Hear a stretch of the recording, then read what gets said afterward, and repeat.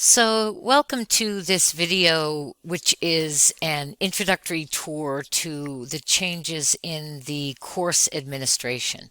So you might remember that the course administration in old Moodle was over here in the upper left-hand corner. We saw things like how to edit the settings and access users, all that sort of thing. And now in new Moodle, that's changed, and you'll see that those controls are here at the top of the screen. So whenever you're in Moodle, if you want to get back sort of to the main page, you just click on course right here and that'll bring you here. Settings, just like settings that we had before, this controls the appearance of the course and when it's available. Remember that in order for students to be able to see your course, you do have to set it to show.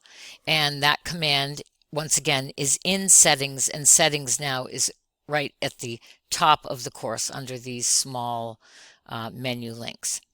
So here you can have the same settings as you had before. The course format settings are still there.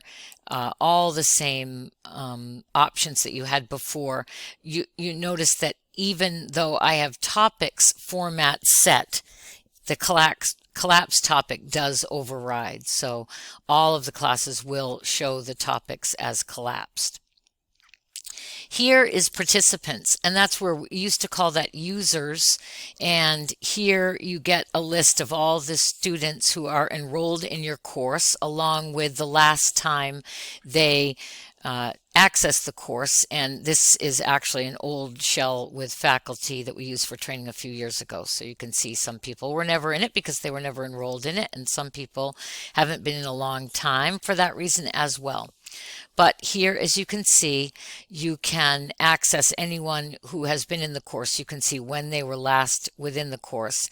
And if you click on their name, the same, you have access to the same information. So you can see, you can access their logs, and you can also, you'll have that option. I clicked on myself to log in and impersonate that student.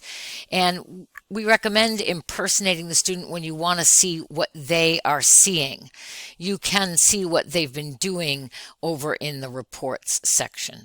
So once again, participants is where you can view all of your students. It's also where you set up groups. So if you look at this drop down menu here and click, you'll see that groups are here, and permissions. So you can click on groups and you can create them, right? So you have the same options to create groups, auto create groups, etc. here, but it's just in a different location in that drop down menu again.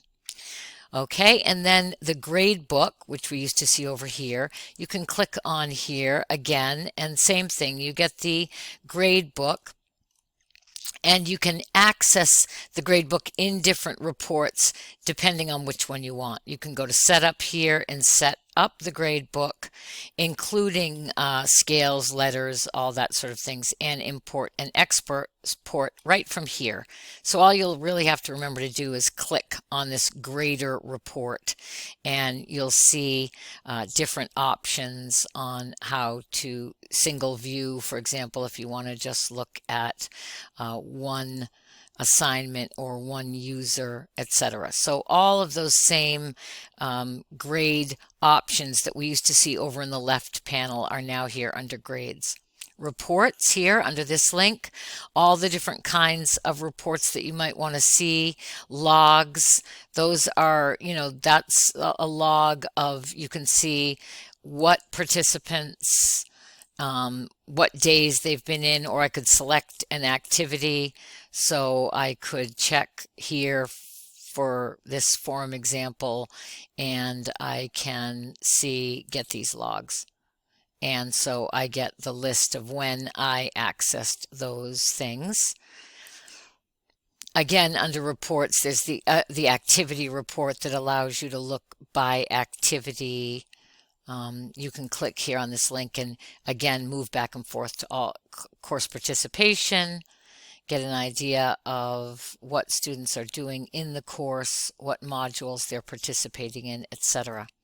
And finally, under more, we'll be sending out videos with new trainings on some changes. This is where the question bank now resides. So in the past, you could upload questions that you would be able to use when you're creating quizzes. That exists right here. And so that is a tour of where those administrative controls that we used to see in the palette in the upper left have moved to this selection of menus across the top of the page. And I would encourage you just to click to explore each of these and not to forget this button that gives even more options within each one.